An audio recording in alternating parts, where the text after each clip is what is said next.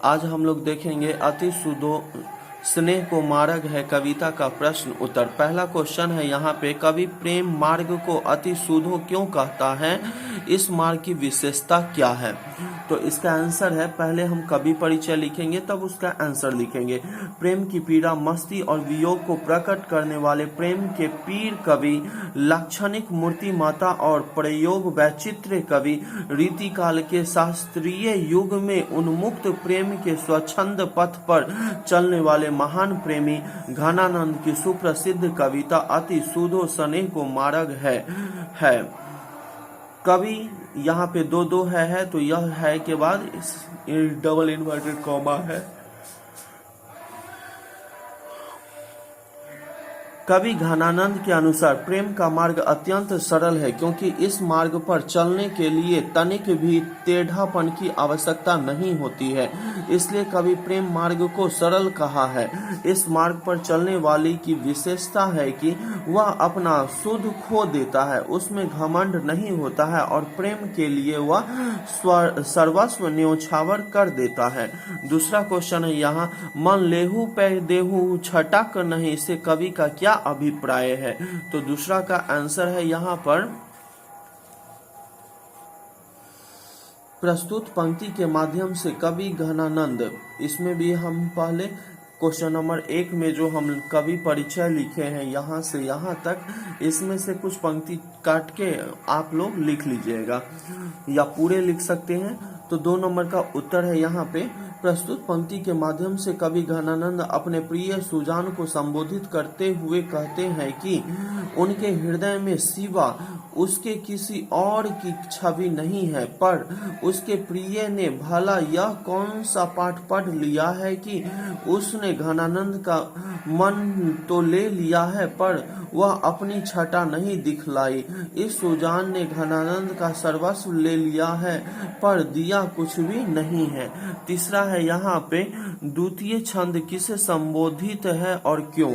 तो यहाँ पे आंसर है, यहाँ 3 का आंसर है, द्वितीय छंद बादल को संबोधित है, क्योंकि कवि बादल को अपने प्रिया के रूप में देखकर उससे गुहार करता है कि वह जो दूसरों के लिए अपना देह धारण करता है, कवि की विकट स्थिति को देखकर अपने जल को अमृत का रूप देकर सब तरह से सजनता दिखलाए, ताकि कवि का पीड़ा कुछ कम हो सके।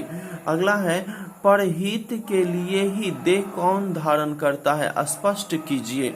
तो चौथा का आंसर है यहाँ पर,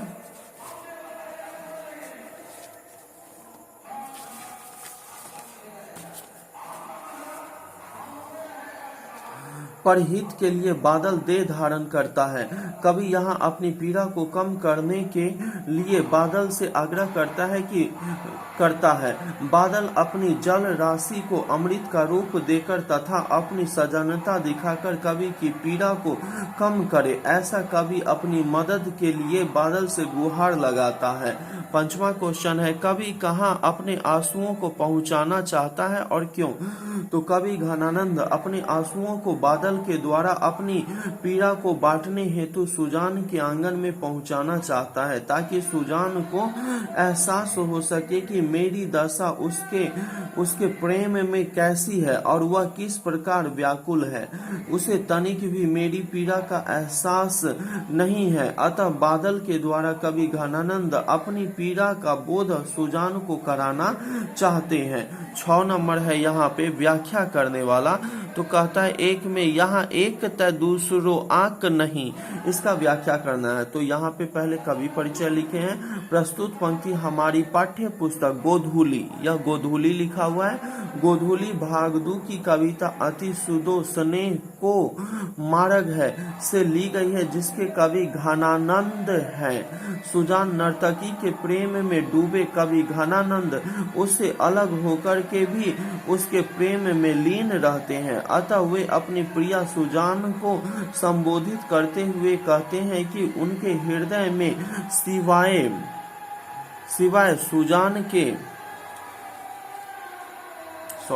यहाँ से पढ़ देते हैं, थोड़ा सा मिस्टेक हो गया, तो सुजान नर्तकी के प्रेम में डूबे। कवि घनानंद उससे अलग होकर के भी उसके प्रेम में लीन रहते हैं। अतः वे अपनी प्रिया सुजान को संबोधित करते हुए कहते हैं कि उनके हृदय में सिवाय सुजान के किसी और की छवि नहीं है। ख नंबर है यहाँ पे, कछु मरियो पीर हिये परसौ।